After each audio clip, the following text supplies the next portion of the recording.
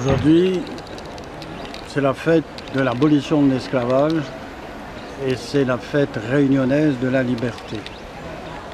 Et nous avions le processus de béatification du frère Scubillon en cours lorsque j'ai invité le pape Jean-Paul II à venir à la Réunion.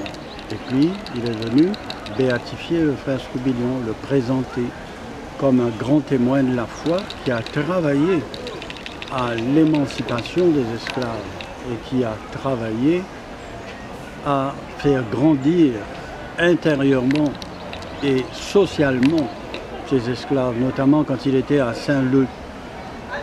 Et lorsqu'il était à Saint-Leu, alors le jour de l'abolition, il était dans l'église avec les esclaves là, pour lesquels on avait proclamé la libération. Et il disait, à peu près en ces termes, « Je suis là au milieu de mes frères esclaves. Je préfère être là plutôt qu'assis sur le trône d'un roi qui aurait des esclaves. » Donc, lorsque nous célébrons la libération, nous célébrons l'abolition de l'esclavage. Et tout le travail qui a été fait aussi pour parvenir à cette libération. Mais la libération, hier, c'était des chaînes, des blocs de bois dans les pieds. Aujourd'hui, il faut bien faire attention. L'esclavage peut être dans nos têtes, dans nos comportements, dans une civilisation de consommation. On a besoin de retrouver un souffle de dignité, de fierté, pour travailler justement la liberté des enfants de Dieu et que les talents puissent s'épanouir et qu'aujourd'hui, eh bien, comme disait le pape François, nous fassions attention à la terre, nous fassions attention au logement, nous fassions attention au travail, parce que s'il n'y a pas ça, une famille ne peut pas tenir et on ne peut pas vivre. Donc, renouvellement de notre intériorité avec le Christ pour être des apôtres de paix, de réconciliation, et puis faire évoluer la vie. Tipa, mais pas larguer, tiens beau, largue pas.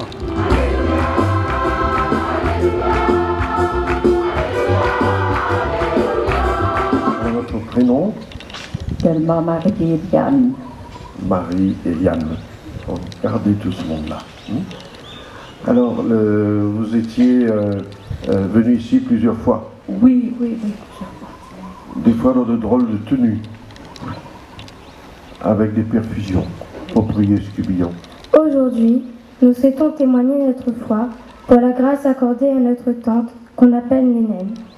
2 jours après mon anniversaire, le 14 janvier 2012, elle tombe tout à coup malade et rentre à l'hôpital le 21 janvier. Elle sera opérée en urgence d'un cancer qui est très avancé. Son état de santé est critique. 5 mois après, dès qu'elle peut à peine marcher, elle décide de faire une neuvaine à frère Scubillon, en qui elle a toujours cru, pour demander sa guérison.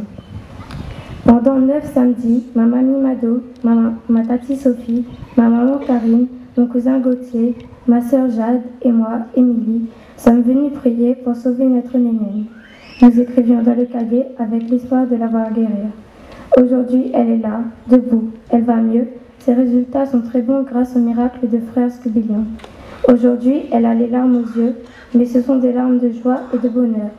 Entourée de sa famille qu'elle a toujours soutenue, encouragée dans tous ces moments de souffrance, nous te disons merci, frère Scubillon, pour ton intercession auprès de notre Seigneur. Merci.